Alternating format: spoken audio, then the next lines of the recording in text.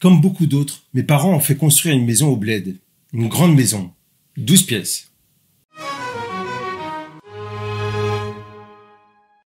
Salut les fidèles, voici notre Maghreb de Proust d'aujourd'hui. L'idée était d'avoir un chez-soi là-bas. C'est plus pratique quand même pour les vacances d'été. Avant ça, on était chez les cousins alors que leur logement était déjà rikiki.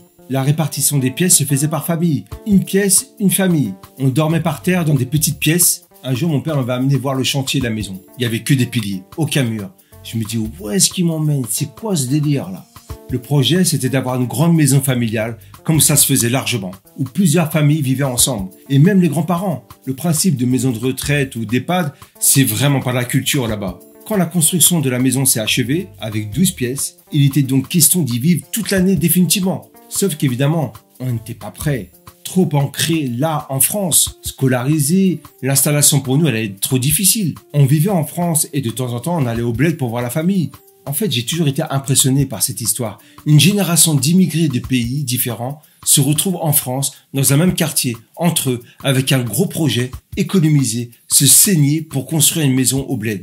En me mettant à leur place, j'imagine que pareillement, je ferais partie d'une génération et on aurait quitté en fait la France pour s'installer en Chine, pour se retrouver entre nous, parce que financièrement, on peut pas habiter ailleurs que dans des cités HLM, et en même temps, on fait avec. Pas besoin d'apprendre le chinois parce qu'on vit entre nous, entre francophones. Et surtout, on va retourner en France un jour ou l'autre puisqu'on fait construire une maison qui nous attend. Et puis paf, nos enfants parlent chinois. Ils vivent chinois, ne connaissent pas grand-chose à la France. Qu'est-ce qu'on aurait fait dans ce cas?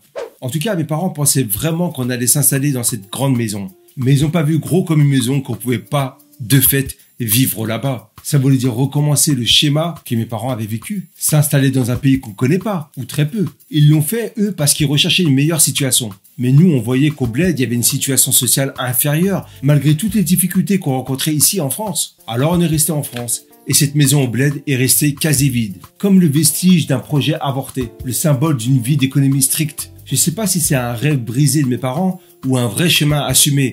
Je me demande aujourd'hui, sans ce projet immobilier au bled, y aurait-il eu un autre projet à la place? Si oui, lequel? Sinon, est-ce qu'on aurait bénéficié d'une situation meilleure que celle qu'on a eue comme banlieusard?